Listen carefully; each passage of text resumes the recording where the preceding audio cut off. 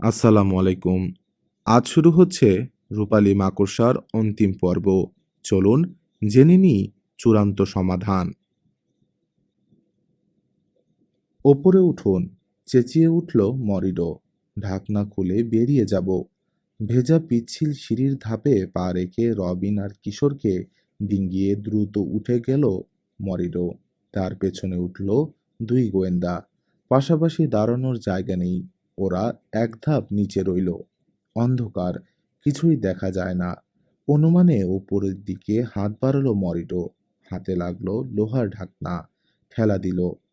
টান দিয়ে তোলার চেয়ে ঠেলা দিয়ে তোলা সহজ। বেশি জোর করা যায়, কিন্তু তবু প্রথমবারের চেষ্টায় উঠল না ঢাকনা। আরেক ধাপ উঠে গেল মরিডো। কাঁধের এক পাশ ঠেকালো ঢাকনার তলায়। ঠেলা দিল গায়ের জোরে। নড়ে উঠল ঢাকনা। ফাঁক হয়ে গেল। চাপ কমিয়ে দিল সে। হাত দিয়ে ঠেলে আরো খানিকটা ফাঁক করে বাইরে উকি দিল। সঙ্গে সঙ্গেই নামিয়ে আনলো মাথা। ছেড়ে দিল ঢাকনা। বন্ধ হয়ে গেল ওটা আবার। দুজন গার্ড মোড়ের কাছে অপেক্ষা করছে। ফিসফিস করে জানালো মরিডো, বেরোলেই ক্যাক করে এসে চেপে ধরবে। এখানেই যদি চুপ করে বসে থাকি, বলল কিশোর, হয়তো দেখতে পারবে না আমাদের। এছাড়া করারও কিছু নেই। হতাশ কণ্ঠ মরিডোর। বসে থাকবো চুপ করে। কপাল ভালো হলে বেঁচে যাব। আলো বাড়ছে সুড়ঙ্গে। এগিয়ে আসছে, বোঝাই যাচ্ছে। পানিতে ঝিলমিল করছে আলো। হঠাৎ বেরিয়ে এলো একটা ছোট্ট ডিঙ্গি। সামনের গলুইয়ের কাছে বসে আছে একজন, মাঝে আরেকজন। নৌকার পাটাতনে রাখা লণ্ঠন। গলুইয়ে বসা লোকটার হাতে একটা লগি। মরিডো, ডেকে উঠল মাঝে বসা মেয়ে কণ্ঠ। মরিডো, আছো ওখানে? ওপরের দিকে তাকালো সে। ম্যারিনা! আনন্দে জোরে চেঁচিয়ে উঠেই আবার স্বর খাদে নামালো মরিডো। ম্যারি, আমরা এখানে। থেমে গেল নৌকা। হাত বাড়িয়ে পাশে রাখা টর্চ তুলে আলো ফেলল ম্যারিনা। চুপচুপে ভেজা ইঁদুরের মতো সিঁড়ির ধাপে বসে আছে ওরা তিনজন। প্রিন্স পলকে ধন্যবাদ, চেঁচিয়ে উঠল ম্যারিনা। আমরা তো ভেবেছিলাম বেরোতেই পারবো না। দেয়ালের ফাটলে লগির মাথা ঢুকিয়ে দিয়ে নৌকাটাকে এক জায়গায় স্থির রাখল যুবক। তাড়াহুড়ো করে নেমে এলো কিশোর, রবিন আর মরিডো। সঙ্গে সঙ্গেই লগিটা খুলে আনলো যুবক। মেঝেতে লগি ঠেকিয়ে জোরে ঠেলা দিল। সা করে আবার ঢুকে পড়ল নৌকাটা যে সুড়ঙ্গ থেকে বেরিয়েছিল সেটার ভেতরে। একজন গার্ড তোমার মেসেজ দিয়েছে আমাকে, মেরিনাকে বলল মরিডো। কয়েক ঘন্টা যাবৎ তোমাদেরকে খুঁজে বেড়াচ্ছি, জানালো মেরিনা। জানি, মেসেজ পেলে যে করেই হোক বেরিয়ে পড়বেই তোমরা। এদিকে আরো দুবার খুঁজে গেছি। এবারে না পেলে ধরেই নিতাম মেসেজ পাওনি। ওহ মরিডো, তোমাদের দেখে কি যে খুশি লাগছে। আমাদেরও লাগছে, তিনজনের হয়েই বলল মরিডো। যুবককে দেখিয়ে বলল দুই গোয়েন্দাকে। আমার চাচাতো ভাই রিবাতো। বোনের দিকে ফিরল আবার। বাইরে কি ঘটছে ম্যারি? জবাব দিতে গিয়েও থেমে গেল ম্যারিনা। সামনে হঠাৎ অন্ধকার দূর হয়ে গেছে খানিকটা জায়গায়। আলো এসে পড়েছে। কথা বলার শব্দ। মেলনের ঢাকনা খুলে ফেলা হয়েছে ওখানটায়। জলদি, জলদি নৌকা থামাও, চেঁচিয়ে উঠল ম্যারিনা। কিন্তু দেরি হয়ে গেছে ততক্ষণে। নৌকা ম্যানহোলের প্রায় তলায় চলে এসেছে। থেমো না, চেঁচিয়ে উঠল মরিডো। সোজা এগিয়ে যাও। লগি দিয়ে সুড়ঙ্গের মেঝেতে জোরে গুঁতো মারল রিবাতো। তীরের মতো ছুটল হালকা ডিঙি। সিঁড়ি নেই এখানে। একাধিক সুড়ঙ্গের মিলনস্থল নয় এটা। এখান দিয়ে সাধারণত নামে না কেউ। ওপরে কোনো কারণে পানি আটকে গেলে গর্তের ঢাকনা খুলে দেওয়া হয়। পানি সরে যায়। রোজারের লোকেরা হয়তো জানে না এটা, তাই খুলেছে। ভেবেছে এখান দিয়েই ঢুকবে। ম্যানহোলের নিচ দিয়ে যাবার সময় ওপরের দিকে তাকালো সবাই। উকি দিয়ে আছে একটা মুখ। ডিঙ্গিটা দেখেই চেঁচিয়ে উঠল লোকটা। পা ঢুকিয়ে দিল দু হাতে ভর রেখে। ছেড়ে দিল শরীরের ভার। অল্পের জন্যে বেঁচে গেল নৌকাটা। ঝপাং করে পেছনের পানিতে পড়ল লোকটা। নৌকার ওপর পড়ে ওটাকে ঠেকাতে চেয়েছিল, পারেনি। লগি দিয়ে ওর পেটে এক গুঁতো লাগালো রিবাতো। উক করে উঠল লোকটা, চেঁচিয়ে উঠল ব্যথায়। ওপর থেকে আরো একজন প্রহরী পড়ল পানিতে। তারপর পরই আরো একজন। পানি ভেঙে তাড়া করে এলো নৌকাটাকে। আলো নেভাও, চেঁচিয়ে আদেশ দিল মরিডো। অফ করে দাও সুইচ। পরক্ষণেই গভীর অন্ধকার গ্রাস করল ওদেরকে। ম্যানহোল দিয়ে আসা আলো দ্রুত সরে যাচ্ছে পেছনে। স্রোতের টান, তার উপর লগির ঠেলায় যেন উড়ে চলল খুদে ডিঙ্গি। সামনের গলুইয়ে বসে দুপাশে হাত ছড়িয়ে দিয়েছে মরিডো। দেয়ালে বাড়ি লাগতে পারে নৌকা, হাত দিয়ে ঠেলে ঠেকাবে। তাড়া করে আসবেই ওরা, অন্ধকারে বলল মরিডো। তবে পারবে না নৌকার সঙ্গে। সামনে ম্যানহোলের ঢাকনা খুলে বসে থাকতে পারে, বলল রিবাতো। Mary, torch জ্বালাতো। সামনেটা দেখিনি। জ্বলে উঠল টর্চ। সামনে একটা কক্ষ, আরেকটা সুড়ঙ্গ সঙ্গম। পাশের আরেকটা সুড়ঙ্গে ঢুকে পড়ব, বলল রিবাতো। সামনে অপেক্ষা করে থাকলে বেটাদের নিরাশ হতে হবে। বেশ বড় একটা কক্ষ। তিন দিক থেকে আরো তিনটে সুড়ঙ্গ এসে মিশেছে একটা সামনে। ওটা প্রধান সুড়ঙ্গ। দুপাশের দুটো সরু, ও দুটো দিয়ে পানি এসে পড়ছে প্রধান সুড়ঙ্গে। দুটোর সবচেয়ে সরু সুড়ঙ্গটাতে নৌকা ঢুকিয়ে দিল রিবাতো। আবার লণ্ঠন জ্বালালো ম্যারি। স্রোত ঠেলে যেতে হচ্ছে এখন। এগোতে চাইছে না নৌকা। হিমশিম খেয়ে যাচ্ছে একা রিবাতো। পাটাতনের নিচে আরেকটা লগি আছে। মরিডো। ছোট লগিটা বের করে নিল মরিডো। দুজনে মিলে বেয়ে নিয়ে চলল নৌকাটাকে। নিচু ছাদ। কোথাও কোথাও এত নিচু মাথা নুইয়ে ফেলতে হচ্ছে। তবে সামনে পথ রুদ্ধ হয় নাই কোথাও। রিবাতোকে চিনতে পারছেন? দুই গোয়েন্দার দিকে চেয়ে হঠাৎ বলে উঠল মরিডো।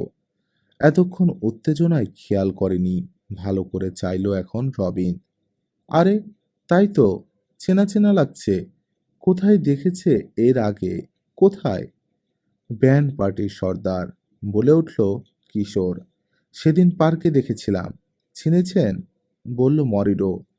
আমার আর মেরিনার চেয়ে ভালো চেনে সে এই সুড়ঙ্গ। ওপরে কোথায় কি আছে তাও বলে দিতে পারে শুধু দেয়াল দেখেই। সামনে আবার নিচু হয়ে আসছে ছাদ। ওটা পেরোনোর সময় প্রায় শুয়ে পড়তে হলো সবাইকে। পেছনে কারো আসার শব্দ নেই, শুধু দেয়ালে পানি বাড়ি লাগার ছলছলাৎ। মুসা কোথায়? পেছনে বসে থাকা ম্যারিনার দিকে চেয়ে বলল কিশোর। অপেক্ষা করছে আমাদের জন্যে, জানালো ম্যারিনা। ইচ্ছে করেই রেখে এসেছি। ছোট নৌকা, বোঝা বাড়িয়ে লাভ কি? তাছাড়া নিরাপদ জায়গায় বসিয়ে রেখে এসেছি। সবাই একসঙ্গে ধরা পড়ার আশঙ্কাও রইল না। একই করেছ ম্যারিনা। আর কিছু বলল না কিশোর। কোথায় এলাম আমরা রিবাতো? জানতে চাইল মরিডো। হারিয়ে টারিয়ে যাচ্ছি না তো? কেন, এদিকটায় আসনি? জবাবের অপেক্ষা না করেই বলল রিবাতো। ঘুরপথে যাচ্ছি। 5 মিনিটেই পৌঁছে যাব আরেকটা কক্ষে। এগিয়ে চলেছে নৌকা। মিনিট 3-4 পরেই আলো দেখা গেল সামনে। আবার আসছে কে জানি। আঙ্গুল তুলে দেখিয়ে বলে উঠল রবিন। আসছে না, অপেক্ষা করছে, জবাব দিল মেরিনা। মুসা। আরেকটা বড় কক্ষে এসে ঢুকলো নৌকা। উজ্জ্বল বৈদ্যুতিক লণ্ঠন জ্বলছে। পুরনো মরচে ধরা সিঁড়ির ধাপে আরাম করে বসে আছে গোয়েন্দা সহকারী। রবিন আর কিশোরের দিকে চেয়ে হাসল। ঝকঝক করে উঠল সাদা দাঁত। আহ, বাঁচা গেল। এসে পড়েছ? আমি তো ভাবছিলাম আর আসবেই না। একাই বসে আছো? বলল রবিন। না, ঠিক একা নয়। দেয়ালের ফাটলগুলোর দিকে তাকালো একবার মুসা। বেশ কয়েকটা ইঁদুর সঙ্গ দিতে এসেছে বারবার। খাতির বেশি হয়ে গেলে গায়ের ওপর এসে ঝাঁপিয়ে পড়তে পারে, তাই তাড়িয়েছি। বাপরে বাপ, ইঁদুর না তো যেন বেড়াল এক একটা। দেয়ালের একপাশে বিরাট এক গর্ত, ধারগুলো অসমান, মানুষের তৈরি নয়, দেখেই অনুমান করা যায় দেয়াল তৈরির আগে থেকেই ছিল ওটা ওখানে, তেমনই রেখে দেয়া হয়েছে। নৌকাটাকে সিঁড়ির সঙ্গে বেঁধে ফেলা হলো। কয়েক ধাপ নেমে বসলো মুসা। নর্দমা তৈরির সময়ই ওটা দেখতে পেয়েছিল মিস্ত্রিরা। গর্তটা দেখিয়ে বলল, মরিডো বন্ধ করেনি, তেমনি রেখে দিয়েছে। ওটাও একটা সুড়ঙ্গ মুখ, প্রাকৃতিক। অনেক আগেই এটা আবিষ্কার করেছি আমরা। বলতে ভুলে গেছি, ছোটবেলায় একটা দল ছিল আমাদের, প্রায়ই নেমে পড়তাম এই সুড়ঙ্গে। এক এক দিন এক একটার ভেতর ঢুকে পড়তাম। এমনই করেই চিনেছি সুড়ঙ্গগুলো। কাজটা খুবই বিপজ্জনক ছিল, কিন্তু কেয়ার করতাম না। এমনকি বাবাও ঠেকাতে পারেনি আমাদের। ছেলেবেলার সেই খেলা আজ হয়তো আমাদের প্রাণই বাঁচিয়ে দিল। দেরি করে লাভ কি, বলল ম্যারিনা। এদেরকে নিয়ে যাওয়া দরকার। মনে হচ্ছে আগের প্ল্যানে চলবে না। কি কি ঘটেছে সেটা আগে বলো আমাকে, বলল মরিডো। রিবাতো, তুমি এখানে এলে কি করে? চাচাকে অ্যারেস্ট করার সময় তোমাদের বাড়িতেই ছিলাম, জানালো রিবাতো। গোপন দরজা দিয়ে পালিয়ে এসেছি। চাচাকে ধরার সময় ক্যাপ্টেন বেটা বলল, তোমার বিশ্বাসঘাতক ছেলেকেও শিগগিরই কোর্টে হাজির করা হবে। মেরিনার কথা কিছু বলল না। বুঝলাম তাকে ধরতে পারেনি রোজারের কুত্তারা। বাড়ির থেকে বেরিয়েই দেখা হয়ে গেল মেরিনার সঙ্গে। পেছনের গলি দিয়ে বাড়িতে ঢুকতে যাচ্ছিল, ঠেকালাম। ছুটে গেলাম তাকে নিয়ে। এই সময় শুরু হলো তুমুল বৃষ্টি। তোমাদের কথা জানালো মেরিনা। মিনিস্ট্রলদের গোপন আড্ডায় চলে গেলাম। ওখানেই মুসা আমানকে বসিয়ে রেখে গিয়েছিল মেরিনা। তোমাদেরকে বের করে আনা দরকার, মেসেজ দিয়ে পাঠিয়ে দিলাম একজনকে। আমরা তিনজন নৌকা নিয়ে ঢুকে পড়লাম সুড়ঙ্গে। ডেনজো নদী দিয়ে ঢুকেছি। অনেকদিন আগে শিক ভেঙে রেখেছিলাম যে মুখটার। হ্যাঁ, বলে উঠল ম্যারিনা। কোনো অসুবিধা হয়নি ঢুকতে? তখনও পানি বেরোতে শুরু করেনি ততটা। স্রোত খুব বেশি ছিল না। ঢুকে ডানজনের ওদিক থেকে কয়েকবার ঘুরে এসেছি। আগেই তো বলেছি, অনুমান করতে কষ্ট হয়নি। তোমাদেরকে ডানজনেই আটকে রাখবে ওরা। বেরোতে পারলে ডানজনের বাইরের ম্যানহোল দিয়েই নামবে তোমরা। ওটা ছাড়া আর কোনো পথ নেই ওখান থেকে বেরোবার। জানি। রেডিওটা কোথায়? মুসার দিকে চেয়ে বলল রিবাতো। আছে। পকেট থেকে খুদে একটা রেডিও বের করলো মুসা। এই যে, বন্ধ করে রেখেছি। ভাষা তো বুঝি না। নব ঘুরিয়ে চালু করে দিল রেডিওটা। ঝমঝম করে বাজছে যন্ত্রসঙ্গীত। বিশেষ সামরিক সুর। হঠাৎ থেমে গেল। ভেসে এলো একটা ভারী গমগমে গলা। খানিকক্ষণ একটানা শব্দ বর্ষণ করে থেমে গেল। আবার বেজে উঠল বাজনা। একটা বিন্দুও বুঝতে পারল না তিন গোয়েন্দা। ভ্যারিনিয়ান ভাষা। সকাল ৮টায় সমস্ত রেডিও আর টেলিভিশন সেট খোলা রাখার অনুরোধ জানাচ্ছে, বলল ম্যারিনা। ভ্যারিনিয়ার সকল নাগরিককে সেটের সামনে থাকতে বলছে। জাতির উদ্দেশ্যে এক বিশেষ ভাষণ দেবে ডিউক রোজার। তার মানে সকাল ৮টায় জানাবে সে একটা বিদেশি ষড়যন্ত্র ধরা পড়েছে। অভিযোগ আনবে প্রিন্স দিমিত্রির বিরুদ্ধে। নিজেকে অনির্দিষ্টকালের জন্য রিজেন্ট ঘোষণা করবে। লোককে বোঝাতে বিশেষ বেগ পেতে হবে না। আপনাদেরকে স্পাই ঘোষণা করা তেমন কঠিন হবে না তার পক্ষে। ক্যামেরাগুলো প্রমাণ হিসেবে দেখাবে দেশবাসীকে। তার মানে? হতাশ গলায় বলল রবিন। দিমিত্রির সর্বনাশ করলাম আমরা, উপকার কিছুই করতে পারলাম না। কার মুখ দেখে যে বাড়ি থেকে বেরিয়েছিলাম। আপনাদের কোনো দোষ নেই, বলল ম্যারিনা। আপনারা না এলেও প্রিন্স দিমিত্রিকে সিংহাসনে বসতে দিত না রোজার। কোনো না কোনো উপায়ে সরিয়ে দিতই। এখন আপনাদেরকে যাতে ধরতে না পারে সে ব্যবস্থা করতে হবে। পৌঁছে দিতে হবে আমেরিকান অ্যাম্বাসিতে। রিবাতো, কি বলো? হ্যাঁ, মাথা ঝোঁকালো রিবাতো। কিন্তু আপনাদের কি হবে? ম্যারিনার দিকে চেয়ে বলল কিশোর। আপনার বাবা, প্রিন্স দিমিত্রি? সেটা পরে ভাববো। দীর্ঘশ্বাস ফেলল ম্যারিনা। অনেক দেরিতে বুঝেছি আমরা রোজারের পরিকল্পনা। আগে জানলে প্রিন্স দিমিত্রিকে সরিয়ে ফেলতাম। তারপর দেশবাসীকে বোঝানো এমন কিছু কঠিন হতো না। কিন্তু অনেক সময় নিয়ে চারদিক গুছিয়ে আটঘাট বেঁধে কাজে নেমেছে রোজার। কি করে পারবো আমরা তার সঙ্গে? তাছাড়া ক্ষমতায় রয়েছে সে। হ্যাঁ, মাথা ঝোঁকালো রিবাতো। মহা ধড়িবাজ। তবে সহজে ছাড়ব না।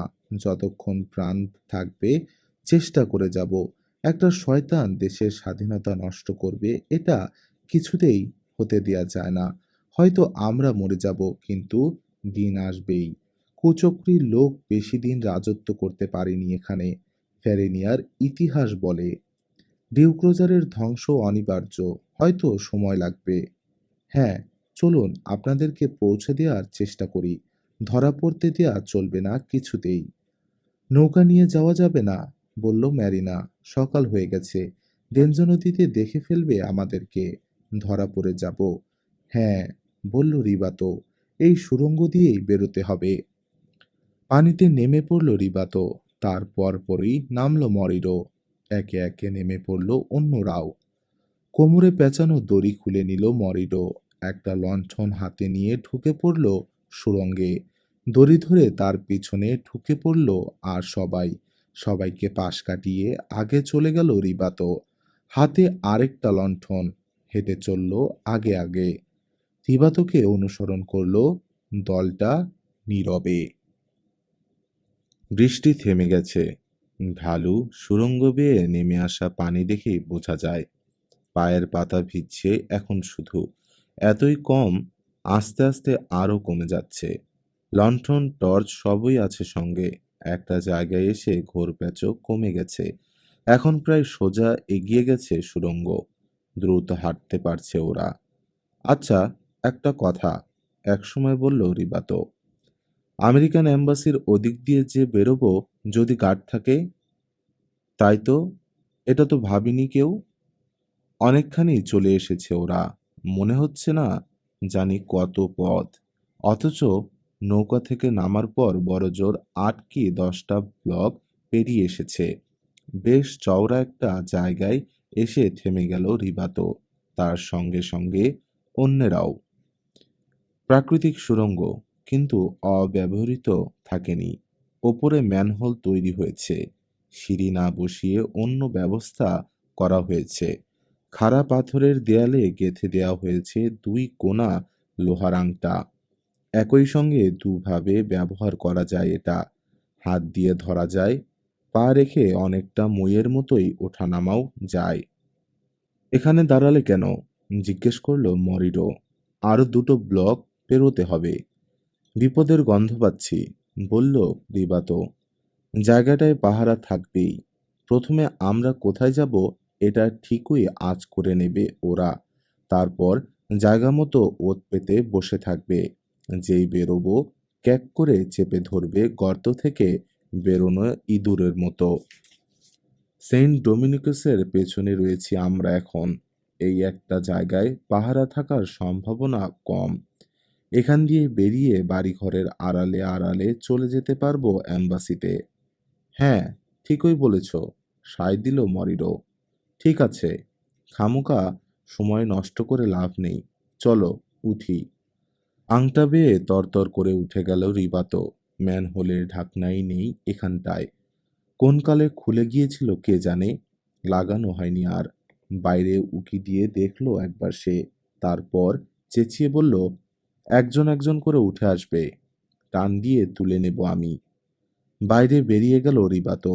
গর্তের দিকে মুখ ঝুঁকিয়ে বসল। প্রথমে উঠে গেল ম্যারিনা। ওপরে উঠে হাত বাড়িয়ে দিল। তাকে তুলে নিল রিবাতো। অন্যেরাও উঠে এলো একে একে। আকাশ মেঘে ঢাকা। গোমরা সকাল। বিষণ্ণ এক দিনের শুরু। পানি জমে গেছে রাস্তার দুপাশে। খনাখন্দগুলো ভরা।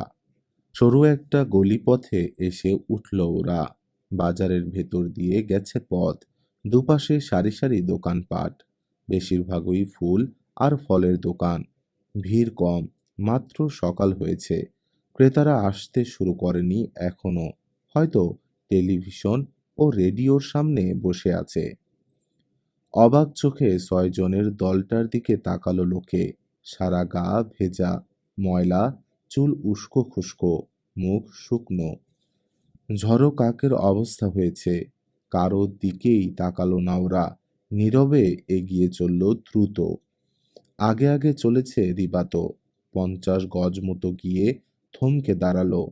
সামনে মোড়ের কাছে দাঁড়িয়ে আছে 2জন প্রহরী, রয়্যাল গার্ড। পিছাও, চাপা গলায় আদেশ দিল রিবাতো। লুকিয়ে পড়ো সবাই। কিন্তু দেরি হয়ে গেছে ততক্ষণে। ফিরে চেয়েছে এক প্রহরী। দেখে ফেলেছে। ভেজা কাপড় চোপড় আর চেহারা দেখেই অনুমান করে নিয়েছে কারা ওরা। চেঁচিয়ে উঠেই ছুটে এলো। খবরদার, চেঁচিয়ে বলল প্রহরী, পালানোর চেষ্টা করো না। রিজেন্টের আদেশে অ্যারেস্ট করা হলো তোমাদেরকে। ধরতে হবে আগে, তারপর তো অ্যারেস্ট, ফস করে বলল রিবাতো। পাই করে ঘুরেই দৌড় দিল গির্জার দিকে। এছাড়া আর জায়গা নেই লুকানোর। ছুটতে শুরু করেছে দলের সবাই। লোকজন কেউ সামনে পড়লে ধাক্কা দিয়ে সরিয়ে দিচ্ছে। আশেপাশে আরও প্রহরী ছিল। চেঁচামেচিতে ওরাও এসে যোগ দিয়েছে প্রথম 2জনের সঙ্গে। মোট 6জন প্রহরী তাড়া করে আসছে এখন। ছুটতে ছুটতেই ওপরের দিকে তাকালো রবিন। সামনে বাড়িঘর। ছাদের উপর দিয়ে চোখে পড়ছে ডোমিনিকোসের সোনালি গম্বুজ। জোরে জোরে হাঁপাচ্ছে ও ভাবছে গির্জার ভেতর লুকিয়ে কি হবে। ধরা পড়তে সামান্য বিলম্ব হবে এই যা। পাশে চেয়ে দেখল কিশোরও চেয়ে আছে গম্বুজের দিকে। ছুটছে, চিমটি কাটছে নিচের ঠোঁটে।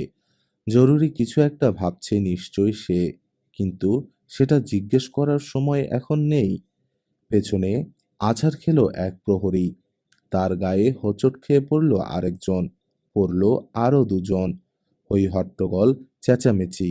আশপাশ থেকে লোকজন ছুটে এসে তুলছে টেনে। অনেকখানি এগিয়ে যাবার সুযোগ পেয়ে গেল দলটা। প্রহরীকে 50 গজ পেছনে ফেলে এলো ওরা 6জন। অবাকই হলো রবিন। একই পথ ধরে ছুটে এসেছে ওরা। ওদের কেউ তো আছাড় খেলো না।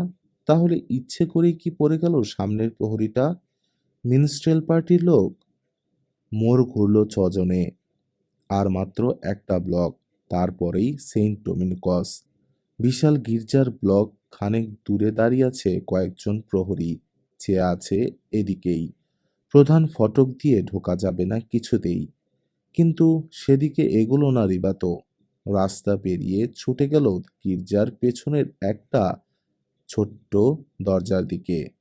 সা করে ঢুকে পড়ল ভেতরে। অন্যেরাও ঢুকে পড়ল তার পেছন পেছন। দরজা বন্ধ করেই ছিটকিনি তুলে দিল। পৌঁছে গেল প্রহরীরা। দরজায় ধাক্কা দিতে আরম্ভ করল। সেই সঙ্গে ক্রুদ্ধ চেঁচামেচি। মুহূর্তের জন্যে চারপাশে একবার চোখ বুলিয়ে আনল রবিন। বিশাল 4 দেয়াল। ওপরে ছাদ আছে বলে মনে হলো না। তবে আকাশও দেখা যাচ্ছে না পুরোপুরি। কিছু একটা বাধা হয়ে দাঁড়িয়েছে চোখের সামনে। একপাশের দেয়াল ঘেঁষে ঘুরে ঘুরে উঠে গেছে লোহার সিঁড়ি। ওপর থেকে নেমে এসেছে 8টা লম্বা দড়ি। সিঁড়ির পাশে দেয়ালে গাঁথা লোহার আংটার সঙ্গে বাঁধা রয়েছে প্রান্তগুলো। আর কিছু দেখার সময় পেল না রবিন। ক্যাটাকম্বের দিকে যেতে হবে। কানে এলো রিবাতোর কথা। লুকিয়ে থাকতে হবে ওখানেই। ক্যাটাকম্ব কি রবিনের জানা আছে। গির্জার ভেতরের মাটির তলায় ভাঁড়ারের মতো বড় বড় ঘর। কফিনে ভরে লাশ নিয়ে রেখে দেয়া হয় ওসব ঘরে। বড় বড় গির্জায় মাটির নিচেও থাকে একাধিক তলা। তাতে অসংখ্য ঘর, অসংখ্য করিডোর, সিঁড়ি, অন্ধকার। কি হবে ওখানে গিয়ে? বলে উঠল কিশোর। ওরা ঠিক বুঝে যাবে কোথায় গেছি আমরা। বাতি নিয়ে এসে সহজেই খুঁজে বের করবে। সবাই চোখ তুলে তাকালো কিশোরের দিকে। কিছু একটা ভাবছো তুমি কিশোর, বলল মুসা। কি? ওই দড়িগুলো। হাত তুলে দেখালো কিশোর। ওগুলো টেনে প্রিন্স পলের ঘন্টা বাজানো যায়? প্রিন্স পলের ঘন্টা? অবাক হয়ে তাকালো মরিরো। কিশোরের কথা বোঝার চেষ্টা করছে। না, ওগুলো সাধারণ ঘন্টা দড়ি। প্রিন্স পলের ঘন্টা রয়েছে অন্য টাওয়ারটাতে, ওপাশে। একটাই ঘন্টা, বিশেষ বিশেষ সময়ে কেবল বাজানো হয়। শুনেছি, দ্রুত বলল কিশোর। প্রিন্স দিমিত্রির কাছে শুনেছি শত শত বছর আগে আরেকবার অভ্যুত্থান হয়েছিল ভ্যারেনিয়ায়। ওই ঘন্টা বাজিয়ে দেশবাসীর কাছে সাহায্য চেয়েছিল প্রিন্স পল। হা করে অন্য পাঁচজন চেয়ে আছে কিশোরের মুখের দিকে। চোয়ালের একপাশ চুলকালো রিবাত।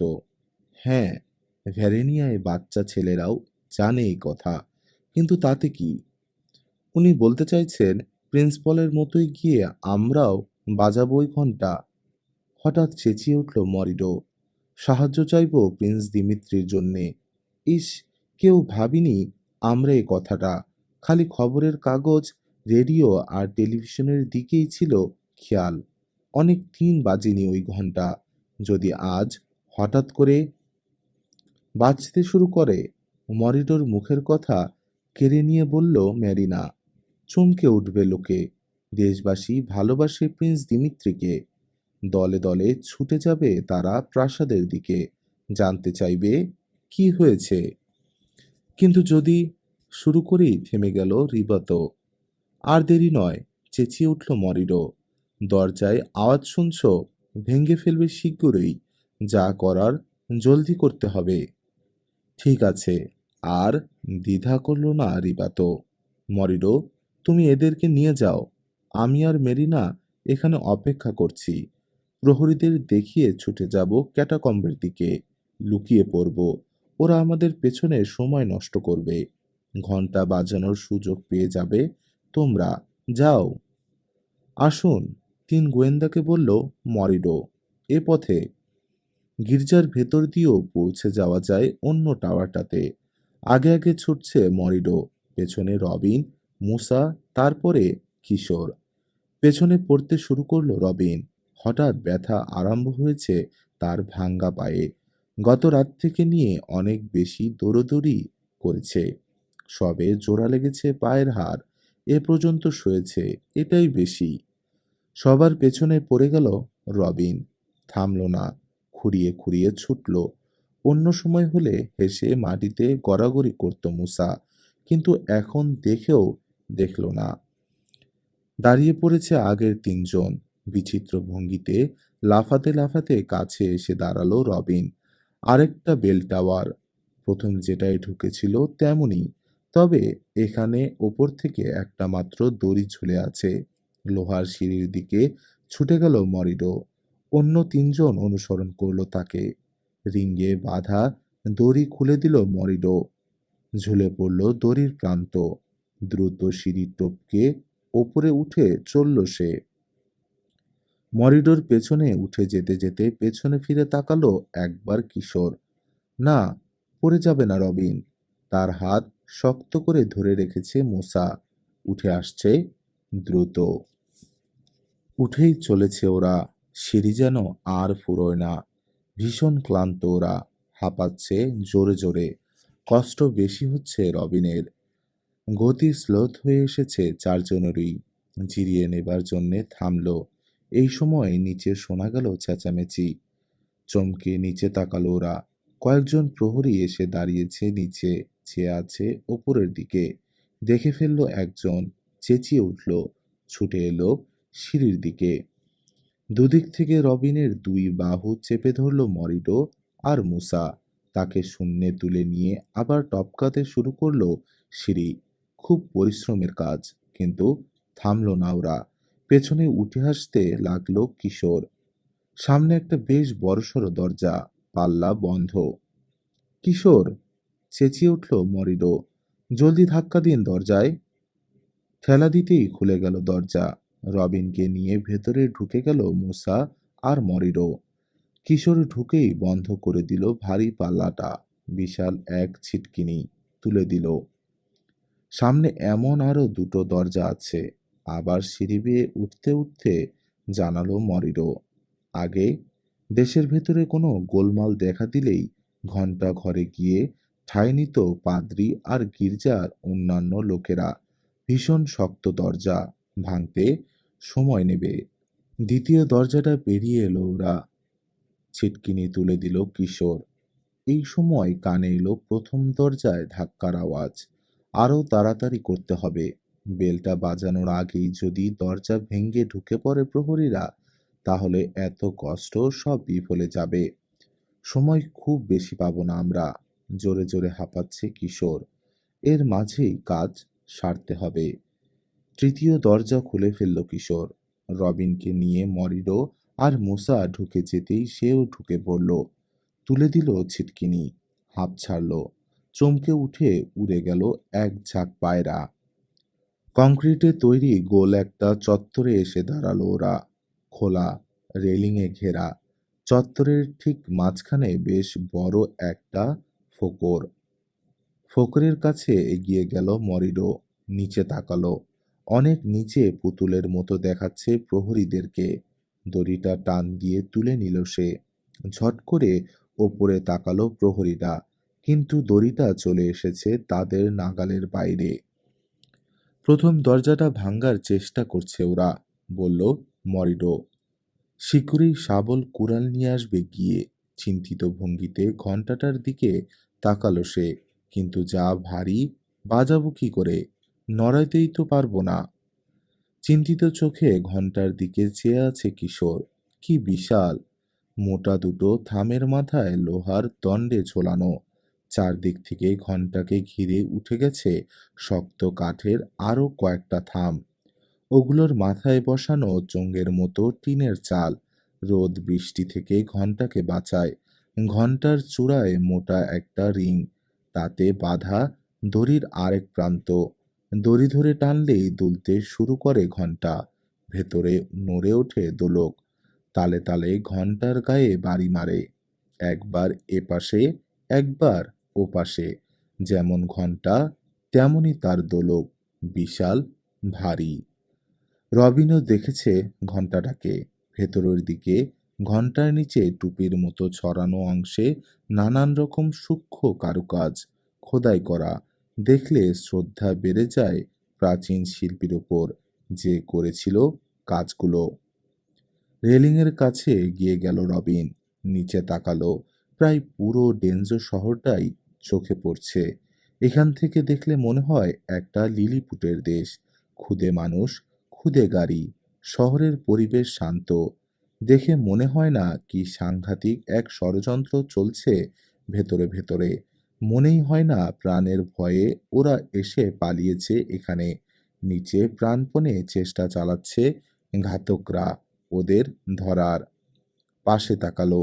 নিচে এখন সেন্ট ডোমিনিকসের সোনালী গির্জা। এখান থেকে দেখতে অদ্ভুত লাগছে। বিশাল এক বাটি যেন উপুর করে ফেলে রাখা হয়েছে। পিঠটা চোখা। হায় আল্লাহ! খামোখাই এলাম, বলে উঠল মুসা। বাজাবো কি করে ওটা? ফিরে তাকালো রবিন। নিচের ঠোঁটে চিমটি কাটতে কাটতে হঠাৎ ঝটকা দিয়ে হাত সরিয়ে নিল কিশোর। পেয়েছি! সাধারণ নিয়মে ঘণ্টাটা বাজাতে পারবো না আমরা। দড়ি ধরে টেনে কাত করে ফেলতে হবে। তারপর দোলকে দড়ি বেঁধে দোলাতে হবে ওটাকে। বাড়ি লাগবে ঘণ্টার গায়ে। এসো, কাজে লেগে পড়ি। চারজনেই দড়ি ধরে টান দিল। নড়ে উঠল ঘণ্টা। খুবই সামান্য।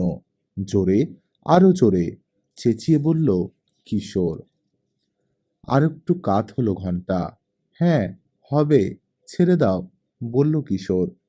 কিশোর ছাড়া আর সবাই ছেড়ে দিল। দড়িটা নিয়ে গিয়ে একপাশের একটা সরু থামের উল্টো পাশ দিয়ে ঘুরিয়ে আনলো সে। তারপর আবার সবাইকে ধরে টানার নির্দেশ দিল। একটু একটু করে কাত হতে শুরু করলো ঘণ্টা। দোলকটা সরে যেতে লাগলো ঘণ্টার এক কানার দিকে। সামান্য একটু ফাঁক থাকতেই চেঁচিয়ে উঠল কিশোর। এবার দড়ি পেঁচিয়ে বেঁধে ফেলতে হবে থামের সঙ্গে। বেঁধে ফেলা হলো দড়ি। কাত হয়ে রইল ঘণ্টা। আবার হাঁপাতে শুরু করলো ওরা। ঘামে নিয়ে উঠেছে শরীর। টিনের চালে আবার নেমে এসেছে পায়রাগুলো। বাকবাকুম বাকবাকুম শুরু করে দিয়েছে। নিচে প্রথম দরজায় ধাক্কার শব্দ থেমে গেছে। নিশ্চয়ই কুড়াল আনতে গেছে বেটারা। বিড়বিড় করল মরিরো। কটা বাজে মুসা? জিজ্ঞেস করল কিশোর। 8টা বাজতে 20।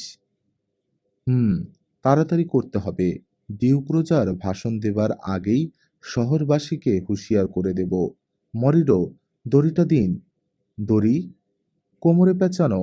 ও হ্যাঁ, ভুলেই গিয়েছিলাম। চাদরে তৈরি দড়িটা কোমর থেকে খুলে দিল মরিরো। দোলকে বেঁধে দিতে হবে, ওটা ধরেই টানবো। এক মুহূর্ত স্থির চোখে কিশোরের দিকে চেয়ে রইল মরিরো। অনেকক্ষণ পর এই প্রথম হাসল। সত্যি, আপনি বুদ্ধিমান। আহ, তাড়াতাড়ি করুন। কিন্তু ওখানে উঠব কি করে? কিশোর বুদ্ধি বাতলে দিল মুসা। আমি আর মরিরো পাশাপাশি দাঁড়াচ্ছি, তুমি আমাদের কাঁধে চড়ে উঠে যাও। ঠিক আছে। দোলকটার তলায় গা ঘেঁষাঘেঁষি করে দাঁড়িয়ে পড়ল মুসা আর মরিডো। ওদের কাঁধে উঠে পড়ল কিশোর। দড়ি হাতে নিয়ে দাঁড়ালো। দোলকের সঙ্গে পেঁচিয়ে বেঁধে দিল দড়ির এক মাথা। তারপর লাফিয়ে নেমে এলো। যাক, অনেক কাজে লাগলো দড়িটা। মনে হচ্ছে ওদের কত সময় পেরিয়ে গেছে, অথচ ঘন্টা ঘরে ঢোকার পর পেরিয়েছে মাত্র 1.5 মিনিট। আবার শব্দ শোনা গেল দরজায়। দেরি করে লাভ নেই, বলে উঠল মুসা। এসো, শুরু করে দেই। দড়ি ধরল মুসা আর মরিডো। 4 জনের মাঝে ওদের দুজনের গায়েই জোর বেশি।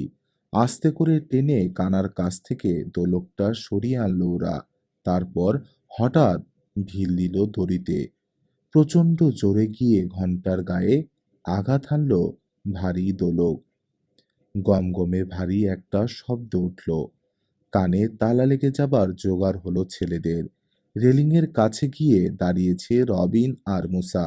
নিচে চেয়ে দেখল রাস্তার সবাই মুখ তুলে তাকিয়েছে এদিকে। কানের 12টা বেজে যাবে, বলে উঠল কিশোর। রবিন, তোমার পকেটে রুমাল আছে না? আছে, এই নাও। বের করে দিল রবিন। দ্রুত হাতে ছিঁড়ে টুকরো টুকরো করল কিশোর রুমালটা। দুটো টুকরো ঢুকিয়ে দিল নিজের কানে। দুটো দিল রবিনকে। 4টে করে দিল মুসা আর মরিডোকে। ওরা কানে আঙ্গুল দিতে পারবে না, কাজেই ভালোমতো বন্ধ করে নিতে হবে কানের ফুটো। নিচে দরজার কাছ থেকে আসছে জোর আওয়াজ। কুড়াল এসে গেছে, ভেঙে ফেলবে শিগগিরই দরজা। একনাগাড়ে ঘন্টা বাজিয়ে যেতে ইশারা করল কিশোর। আবার বেজে উঠল ঘন্টা। আবার, তারপর আবার বেজেই চলল। তাল ঠিক নেই, আওয়াজটাও অনেক বেশি চড়া। বেশ দূর থেকে গিয়ে কানায় আঘাত হানছে দোলক, তাই কান ফাটানো শব্দে ঘোষণা করে চলল যেন ঘন্টাটা, হুঁশিয়ার, হুঁশিয়ার। কানে আঙ্গুল দিয়ে রেখেছে কিশোর আর রবিন, তবু রেহাই পাচ্ছে না। মাথার মগজ শুদ্ধ যেন ঝাঁকিয়ে দিচ্ছে প্রচণ্ড শব্দ। মুসা আর মরিরোর অবস্থা কল্পনা করতে পারল ওরা। নিচে থেকে দরজা ধাক্কানোর শব্দ শোনা যাচ্ছে না আর। শোনা যাচ্ছে না কিছুই। সারা পৃথিবী জুড়ে আছে যেন শুধু একটাই শব্দ, প্রচণ্ড ঢং, ঢং। টাওয়ারের নিচে রাস্তায় জমা হতে শুরু করেছে লোক। রেলিংয়ে দাঁড়িয়ে দেখছে কিশোর আর রবিন। পিলপিল করে লোক বেরিয়ে আসতে শুরু করেছে অন্যান্য রাস্তায়। সবাই চেয়ে আছে গির্জার দিকে। কেউ কেউ উত্তেজিতভাবে প্রাসাদের দিকে দেখাচ্ছে হাত তুলে। মেসেজটা কি পাবে ওরা? বুঝতে পারবে প্রিন্স দিমিত্রির বড় বিপদ। টাওয়ারের নিচে জনতার মাঝে হঠাৎ একটা আলোড়ন উঠল। যাচ্ছে সবাই, হাঁটতে শুরু করলো। রওনা হয়ে পথ ধরে সম্ভবত প্রাসাদেই চলল ওরা। দেখতে দেখতে জনতার ঢল নামলো যেন শহরের পথে পথে। আর তাকাচ্ছে না ওরা গির্জার দিকে। সোজা এগিয়ে চলেছে। লক্ষ্য রাজপ্রাসাদ। হাসি ফুটল কিশোর আর রবিনের মুখে। হাজারে হাজারে লোক জমে গেছে প্রাসাদের সামনে। প্রধান ফটকের সামনে ভিড়। একদল লাল কাপড় পরা পুতুল চোখে পড়ল কিশোর আর রবিনের। নড়ছে ওগুলো, কিন্তু কয়েকটা সেকেন্ড। জনতা পুতুলের ধাক্কায় স্রোতের মুখে কুটোর মতো ভেসে গেল, যেন লাল ইউনিফর্ম পরা প্রহরীরা। আঙ্গিনায় ঢুকে পড়তে শুরু করলো জনতা।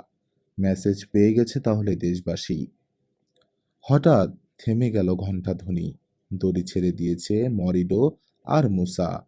কিশোর আর রবিনের পাশে এসে দাঁড়ালো। ওরাও দেখতে চায় কি ঘটছে। জনতার দিকে চেয়ে ওদের মুখেও হাসি ফুটল।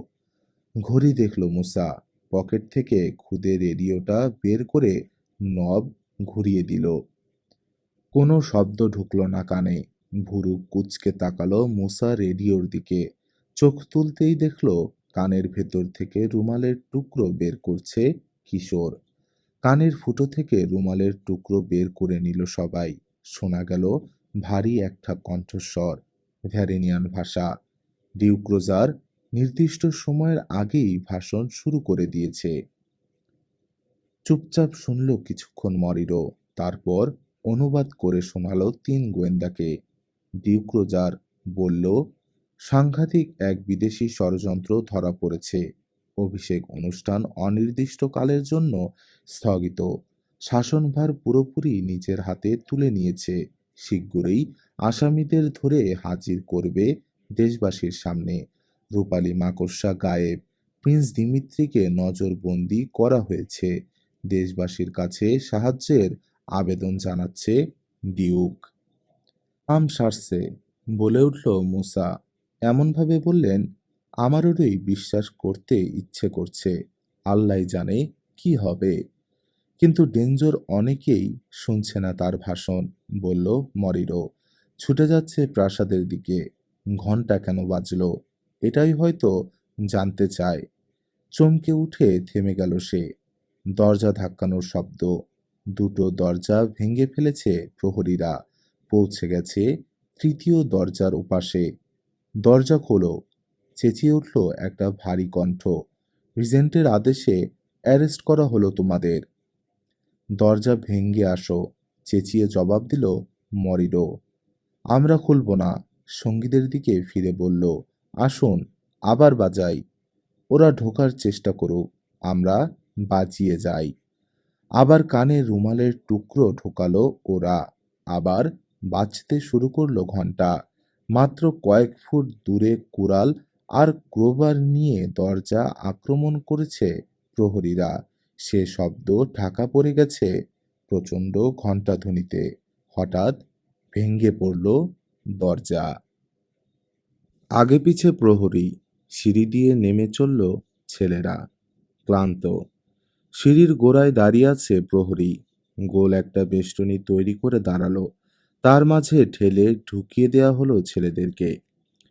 গির্জা থেকে বের করে আনা হলো চার বন্দীকে। রাস্তায় এখনো লোক আছে, তবে খুবই কম। কৌতূহলী চোখে তাকালো ওরা। কি হচ্ছে না হচ্ছে বুঝতেই পারছে না কিছুই।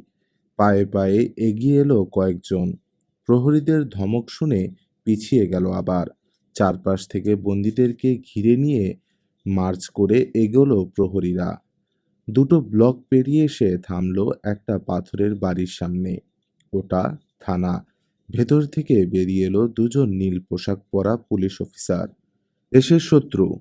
অফিসারদের দিকে চেয়ে বলল প্রহরীদের, ক্যাপ্টেন, হাজতে ভরে রাখুন, পরে ডিউক রোজার যা করার করবেন। দ্বিধা করতে লাগলো দুই অফিসার। প্রিন্সিপালের ঘন্টা। বলতে গিয়েও থেমে গেল এক অফিসার। রিজেন্টের আদেশ, খেকিয়ে উঠল ক্যাপ্টেন। বোঝা গেল পুলিশের চেয়ে অনেক বেশি ক্ষমতা দেয়া হয়েছে রয়্যাল গার্ডকে। অনেকটা সেনাবাহিনীর মতো। সরুন, পথ ছাড়ুন। সরে দাঁড়ালো দুই অফিসার। বন্দীদেরকে নিয়ে একটা হলে এসে ঢুকলো প্রহরীরা। অন্য পাশের দরজা দিয়ে বেরিয়ে এলো করিডোরে। দুটো করে দুপাশে চারটে ছোট ছোট সেল, লোহার শিকের দরজা। একটা ঘরে ঢুকিয়ে দিল মুসা আর মরিডোকে।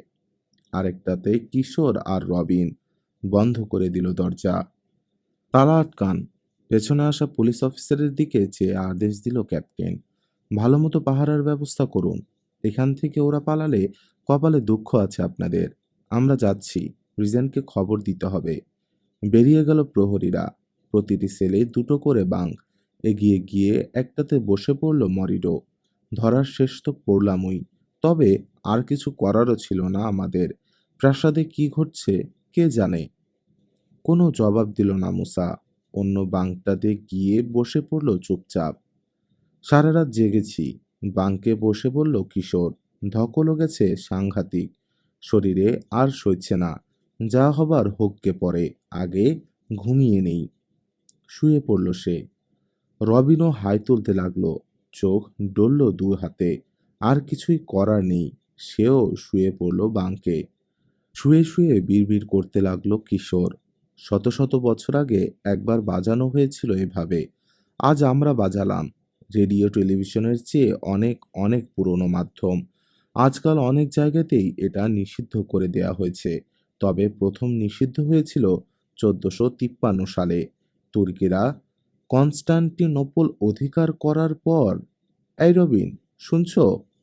সাড়া দিল না রবিন, ঘুমিয়ে পড়েছে। চোখ মুদল কিশোর। গাঢ় অন্ধকার, পা পিছলে নর্দমার পানিতে পড়ে গেছে রবিন। ভাসিয়ে নিয়ে চলেছে তাকে তীব্র স্রোত। হাত পা নেড়ে ভেসে থাকার চেষ্টা করেছে সে। বারবার বাড়ি খাচ্ছে সুড়ঙ্গের দেয়ালে, একবার এপাশে একবার ওপাশে। বহুদূর থেকে যেন ভেসে এলো কিশোরের ডাক, রবিন, এই রবিন। উঠে দাঁড়াতে চেষ্টা করছে রবিন, পারছে না। কাঁধ চেপে ধরল একটা হাত। কানের কাছে চেঁচিয়ে উঠল কিশোর, রবিন, চোখ মেলো, ওঠো। চোখ মেলল রবিন, মিটমিট করে তাকালো। প্রথমে বুঝতে পারল না কোথায় রয়েছে। মুখের উপর ঝুঁকে আছে কিশোরের মুখ, হাসছে। রবিন, দেখো কে এসেছে, ওঠো, উঠে বসো। উঠে বসল রবিন। কিশোর সামনে থেকে সরে দাঁড়ালো। নজরে পড়ল বব ব্রাউনের হাসি হাসি মুখ। দারুণ কাজ দেখিয়েছ রবিন।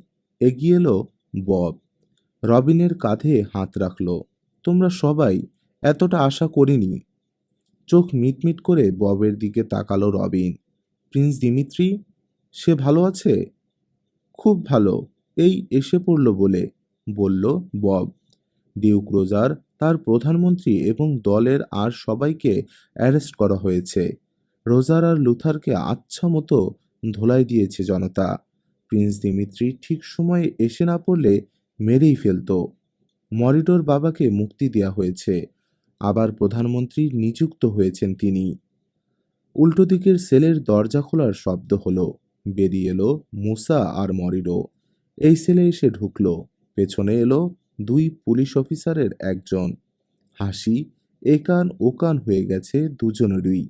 ঘন্টা বাজানোর পর কি কি হয়েছে নিশ্চয়ই জানতে ইচ্ছে করছে তোমাদের, না? চারজনের দিকেই তাকালো একবার বব। মাথা ঝোঁকালো তিন গোয়েন্দা। তোমাদের সঙ্গে হঠাৎ রেডিও যোগাযোগ বন্ধ হয়ে গেল, বলল বব। উদ্বিগ্ন হয়ে গেলাম। আজ ভোরে আর থাকতে না পেরে অ্যাম্বাসেডর সাহেবকে নিয়ে বেরিয়েই পড়লাম।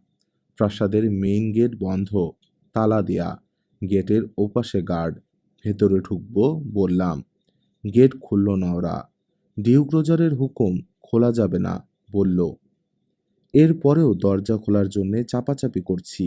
এই সময় বেজে উঠল প্রিন্স পলের ঘণ্টা। স্তব্ধ হয়ে দাঁড়িয়ে গেল রাস্তার লোক। তারপর বেজেই চলল ঘণ্টা। পিলপিল করে ঘর থেকে বেরিয়ে এলো মানুষ। বন্যার মতো ধেয়ে এলো প্রাসাদের দিকে। গেট খুলে দিতে বলল গার্ডদেরকে। প্রিন্স দিমিত্রির কি হয়েছে জানতে চাইল। ওদেরকে সন্তুষ্ট করতে পারল না গার্ডেরা। ব্যাস, খেপে গেল জনতা। ধাক্কা দিয়ে ভেঙে ফেলল গেট। ঢুকে পড়ল আঙ্গিনায়। হাতে গোনা কয়েকজন গার্ডের সাধ্য হলো না সে জনস্রোতকে থামানোর। দেখতে দেখতে ভরে গেল আঙ্গিনা। বারান্দায় উঠে পড়ল গার্ডেরা। ঠিক এই সময় দোতলায় রেলিংয়ের কাছে এসে দাঁড়ালো এক প্রহরী। চেঁচিয়ে বলল জনতাকে, প্রিন্স দিমিত্রি সাংঘাতিক বিপদে পড়েছে, তাকে যেন উদ্ধার করে তারা। কয়েদখানায় প্রিন্সকে আটকে রেখেছে শয়তান ডিউক রোজার। ভয়ানক এক ষড়যন্ত্র করেছে। ব্যাস, আমিও পেয়ে গেলাম সুযোগ, হাসল বব। উঠে দাঁড়িয়েছিলাম গাড়ির ছাতে। ভ্যারেনিয়ান ভাষা জানি। শুরু করলাম স্লোগান, প্রিন্স দিমিত্রি জিন্দাবাদ, ডিউক রোজার নিপাত যাক। থামল সে। তারপর বলল, এমনিতেই ডিউক রোজারকে দেখতে পারে না জনসাধারণ। গতরাতে রেডিও টেলিভিশনে বারবার ঘোষণা করা হয়েছে সকাল 8টায় জাতির উদ্দেশ্যে ভাষণ দেবে রোজার। প্রাসাদের গেট তালা দিয়ে রাখা হয়েছে। হঠাৎ বেজে উঠেছে প্রিন্স পলের ঘণ্টা। দোতলায় গার্ডের সাহায্যের আবেদন। আবার স্লোগান। দুয়ে দুয়ে ঠিক 4 মিলিয়ে নিল জনতা। বারুদে জ্বলন্ত ম্যাচের কাঠি পড়ল যেন। গার্ডদের আক্রমণ করে বসল ওরা। তারপর যা একখান দৃশ্য, বলে বোঝাতে পারবো না। প্রাসাদে ঢুকে পড়ল জনতা। চাপের মুখে প্রিন্স দিমিত্রিকে কোথায় আটকে রেখেছে দেখিয়ে দিতে বাধ্য হলো গার্ডেরা। বের করে আনা হলো তাকে। সত্যি প্রিন্স বটে, ওইটুকু ছেলে, অথচ বেরিয়েই কি সুন্দর থামিয়ে ফেলল সব গোলমাল। রোজার আর লুথারকে অ্যারেস্ট করার আদেশ দিল। বেগতিক দেখে দলবদল করল গার্ডেরা, যারা বিশ্বাসঘাতকতা করেছিল। এবার বিশ্বাসঘাতকতা করল ওরা 2 ডিউকের সঙ্গে। ওদেরকে ধরে আনতে ছুটল। গিয়ে দেখল ঘরের দরজা ভাঙা। দুজনকে ধরে বেদরম পেটাচ্ছে জনতা। কোনো মতে উদ্ধার করে আনা হয়েছে ওদেরকে। তারপর আর কি, দোতলায় দাঁড়িয়ে জনতার উদ্দেশ্যে মিনিট 2 ভাষণ দিল প্রিন্স। থেমে গেল সব গোলমাল।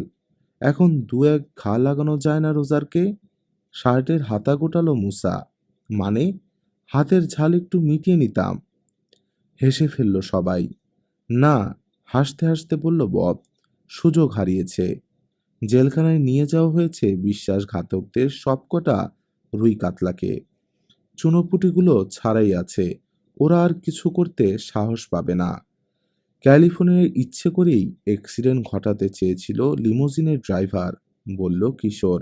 এখন এটা পরিষ্কার, ওই বেটাও রোজারেরই লোক, বিশ্বাসঘাতক। প্রিন্স দিমিত্রিকে মেরে ফেলতে চেয়েছিল ওরা আমেরিকায় থাকতেই। হ্যাঁ, মাথা ঝোঁকালো বব। ওরা? থেমে গেল সে। শোরগোল উঠেছে বাইরে। শোনা যাচ্ছে slogan, Prince Prince, long live the Prince. সেলের দরজায় এসে দাঁড়ালো দিমিত্রি। ছুটে এসে ঢুকলো, জড়িয়ে ধরলো বন্ধুদেরকে। তোমরা সত্যি আমার বন্ধু। তোমরা না এলে কথা শেষ করতে পারল না রাজকুমার। ধরে এসেছে গলা। আলিঙ্গন মুক্ত হলো দিমিত্রি। মরিডোর দিকে তাকালো। ঘণ্টা বাজানোর বুদ্ধিটা কার? কিশোরের, বলল মরিডো। আমরা তো খালি রেডিও, টেলিভিশন আর খবরের কাগজের কথাই ভাবছিলাম, ঘন্টার কথা মনেই আসেনি। ধন্যবাদ। ধন্যবাদটা আসলে তোমার আর রবিনের পাওয়া উচিত প্রিন্স, মুখের কথা কেড়ে নিয়ে বলল কিশোর। 1675-এর সেই বিদ্রোহের কথা তোমরাই বলেছিলে, নইলে জানতে পারতাম না। মাথায় ঢুকতো না ঘন্টা বাজিয়ে দেশবাসীর কাছে সাহায্য চাওয়ার কথা। যত যাই বলো, তোমরা না এলে গিয়েছিল ভ্যারিনিয়া। হাসলো দিমিত্রি। প্রিন্স পল এখন বেঁচে থাকলে তোমাদেরকে মাথায় নিয়ে নাচতেন। থেমে গেল রাজকুমার। হঠাৎ আবার বেজে উঠেছে প্রিন্স পলের ঘণ্টা। বেজেই চলল তালে তালে। আবার বলল দিমিত্রি, সাজ পর্যন্ত ঘণ্টা বাজাতে বলে এসেছি আমি, আনন্দ প্রকাশের জন্যে, জয়ের আনন্দ। চুপ করল রাজকুমার। বিষণ্ণ হয়ে গেল হঠাৎ। তবে রূপালী মাকড়সা সঙ্গে থাকলে পরিপূর্ণ হতো আনন্দ। দিমিত্রি, বলল কিশোর, আমাকে আরেকবার সেই ঘরে নিয়ে চলো, প্রাসাদে, যে ঘরে আমরা ঘুমিয়েছি। আরেকবার দেখি চেষ্টা করে রূপালী মাকড়সা বের করা যায় কিনা। একটা ব্যাপারে খচখচ করছে মনের ভেতর। তুমি জানো কোথায় আছে রূপালী মাকড়সা? চেঁচিয়ে উঠল রবিন। তাহলে আগে বলনি কেন? যা উত্তেজনা গেছে, ভাবারই সুযোগ পাইনি, বলল কিশোর। তবে ঘুমিয়ে এখন ঝরঝরে লাগছে শরীরটা। মগজের ধূসর কোষগুলো আবার কাজ করতে শুরু করেছে। চলো চলো, আর দেরি না করে এক্ষুনি বেরিয়ে পড়ি। রাস্তার দুপাশে লোকের ভিড়। মাঝখান দিয়ে ধীরে ধীরে এগিয়ে চলেছে গাড়ি। হাত নাড়ছে জনতা, চেঁচাচ্ছে। সবারই মুখে এক কথা, লং লিভ দ্য প্রিন্স। ছলছল করছে দিমিত্রির চোখ, হাত নেড়ে তাদের সংবর্ধনার জবাব দিচ্ছে। অনেকক্ষণ পর প্রাসাদের আঙ্গিনায় এসে ঢুকলো গাড়ি, ঘিরে ধরল সশস্ত্র প্রহরী। ওরা সবাই মিনিস্ট্রাল পার্টির লোক। দিমিত্রি নামতেই দুদিক থেকে এগিয়ে এলো দুজন দেহরক্ষী। একে একে কিশোর, মুসা আর রবিনও নেমে পড়ল। ড্রাইভারের সিট থেকে নেমে এলো মরিরো। তিন গোয়েন্দার দুপাশেও এসে দাঁড়িয়ে গেল তলোয়ারধারী দেহরক্ষী। রবিনের দিকে চেয়ে সবার অলক্ষ্যে চোখ টিপল মুসা। ভাবখানা, কি ব্যাপার, আমরাও প্রিন্স হয়ে গেলাম নাকি? মুচকে হাসল রবিন। অনেক অলিগলি করিডর আর সিঁড়ি পেরিয়ে তেতলার সেই ঘরে এসে ঢুকল ওরা। দিমিত্রি, তিন গোয়েন্দা আর মরিডো। দেহরক্ষীরা সব দাঁড়িয়ে রইল বাইরে। এ ঘরের কোনো জায়গায় খোঁজা বাদ দিইনি, বলল কিশোর, শুধু একটা জায়গা ছাড়া। যদি থাকে ওই একটা জায়গাতেই আছে রূপালী মাকড়সা। হয়তো আমার ভুলও হতে পারে, হয়তো পকেটেই রেখেছিল রবিন, নদীতে পড়ে গেছে। দূর, হাত তুলল মুসা। তোমার বক্তৃতা থামাও তো কিশোর, কোথায় আছে বের করে ফেলো। ঠিক আছে, দেখি। ঘরের কোণে এগিয়ে গেল কিশোর, খাট ঘুরে হাঁটু আর কুনুইয়ে ভর দিয়ে উপর হলো। জালটা এখনো আগের জায়গায় ঝুলছে। হামাগুড়ি দিয়ে ধীরে ধীরে এগিয়ে গেল মাকড়সার জালের দিকে। তক্তার প্রান্ত আর মেঝের ফাঁকে গায়ে গা ঠেকিয়ে বসে আছে দুটো মাকড়সা। হাত বাড়ালো কিশোর। চট করে ভেতরে ঢুকে পড়ল একটা মাকড়সা, আরেকটা বসেই রইল, লাল লাল চোখ। হাত আরো সামনে বাড়ালো কিশোর, আরো, আরো। নড়ল না মাকড়সা। দু আঙ্গুলে চেপে ধরল সোনালি মাথাটা, তবু নড়ল না মাকড়সা। ধীরে ধীরে বের করে নিয়ে এলো সে ওটাকে। হাতের তালুতে নিয়ে উঠে দাঁড়ালো। হেঁটে এসে দাঁড়ালো প্রিন্স দিমিত্রির সামনে। এই যে দেখো। তালুতে বসা মাকড়সাটা দেখালো কিশোর। ভ্যারেনিয়ার রূপালী মাকড়সা, বিড়বিড় করে বলল দিমিত্রি। আসলটা। উত্তেজিত না থাকলে প্রথমবারই বুঝে যেতাম, বলল কিশোর। দরজায় ধাক্কা দিচ্ছিল গার্ডেরা। লাফিয়ে এসে ঘরে ঢুকেছে মরিডো। অসাধারণ একটা বুদ্ধি খেলে গেল রবিনের মাথায়। আমি দেখেছি। চোখ বড় বড় হয়ে গেল রবিনের। হ্যাঁ, মাথায় আঘাত লাগায় ভুলে গিয়েছ। চমৎকার বুদ্ধি এঁটেছিলে। ঠিক বুঝেছিলে মাত্র ওই একটা জায়গাতেই খুঁজবে না কেউ, খোঁজার সাহসই করবে না। মাকড়সার মাথা বেরিয়ে আছে, সেই সঙ্গে জাল। জ্যান্ত একটা মাকড়সা ঘোরাফেরা করছে জালের কাছে। না, দারুণ দেখিয়েছ নথি। ব্রোজাস, রবিনের মুখে হাত রাখল দিমিত্রি। রবিন, তোমার তুলনা হয় না। বুঝতে পারছি অলক্ষ্যে থেকে সেদিন প্রিন্স পলুইত তোমাদের সঙ্গে দেখা করিয়ে দিয়েছিল আমার। মরিডো, বলল কিশোর। মনে আছে কি বলেছিল জিপসি আলবার্তো? বলেছিল, বিজয়ের ঘণ্টা শুনছি আমি। ঠিকই বলেছে। আরও একটা কথা বলেছে সে, রূপালী মাকড়সার সঙ্গে সাধারণ মাকড়সার তফাৎ নেই। কথাটা তখন রহস্যময় ঠেকেছিল আমার কাছে। কিন্তু ঘণ্টা বাজানোর পর যখন প্রিন্স দিমিত্রির বিজয় হলো, বুড়ো জাদুকরের কথা মনে পড়ে গেল আমার। তার রহস্যময় কথা আর রহস্য থাকলো না। অনুমান করে ফেললাম কোথায় আছে রূপালী মাকড়সা। কিন্তু কি করে জানল সে? ভুরু কুঁচকে গেছে মুসার। জিনটিন বশ নেই তো তার? মোটেই না, বলল কিশোর। আসলে মস্ত বড় থট রিডার সে। ওই যে নীল ধোঁয়া, ওটা এক ধরনের কেমিক্যাল। ওটা শুকিয়েছে আমাদেরকে, তারপর সম্মোহন করেছে। তোমার অবচেতন মনে গাঁথা রয়েছে রূপালী মাকড়সার কথা, সেখান থেকে মুছে যায়নি। ঠিক ওখানে পাঠিয়ে দিয়েছিল বুড়ো আলবার্তো তার ব্রেন ওয়েভ বা ওই জাতীয় কিছু। বের করে এনেছিল মনের যত কথা। খুব ভালো ভবিষ্যৎ বক্তাও সে। আশ্চর্য ক্ষমতা। রোজারকে অপছন্দ করে সে, তাই বলেনি কোথায় আছে রূপালী মাকড়সা। দিমিত্রির দিকে চেয়ে হাসল। কাজেই বুঝতেই পারছ, রূপালী মাকড়সাটার খোঁজ আসল আলবার্তোই দিয়েছে। কিন্তু আর কেউ তো সে কথার মানে বের করতে পারেনি। কিশোরের হাত থেকে রূপালী মাকড়সাটা নিল দিমিত্রি, রুমালে পেঁচিয়ে সাবধানে রাখল পকেটে। সে যাই হোক, তোমাদের ঋণ শোধ করতে পারবো না আমি। আরেক পকেট থেকে 3টে রূপালী মাকড়সা বের করলো সে। 3টাতেই রূপার চেন আটকানো। এক এক করে 3 গোয়েন্দার গলায় 3টে মাকড়সা ঝুলিয়ে দিল সে।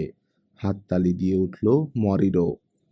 ভ্যারিনিয়ার সবচেয়ে সম্মানিত পদক, হেসে বলল দিমিত্রি।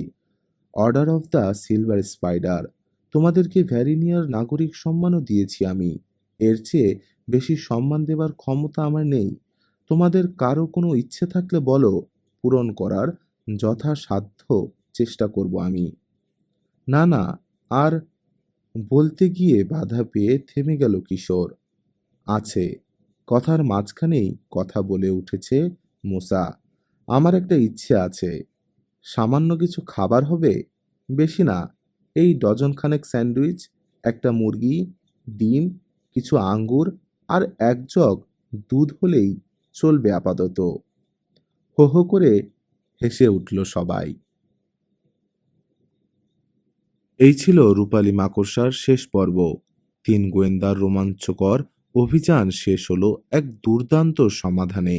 অবিশ্বাস্য ক্লু, টানটান উত্তেজনা আর সাহসিকতা মিলে তৈরি হলো এক অনন্য গল্প। কেমন লাগলো এই সিরিজ জানাতে ভুলবেন না কমেন্টে। লাইক দিন, শেয়ার করুন আর সাবস্ক্রাইব করে পাশে থাকুন আরও 3 গোয়েন্দা আর রহস্য কাহিনীর জন্য। ধন্যবাদ সবাইকে। সুস্থ থাকুন, সচেতন থাকুন আর গল্পের সাথেই থাকুন।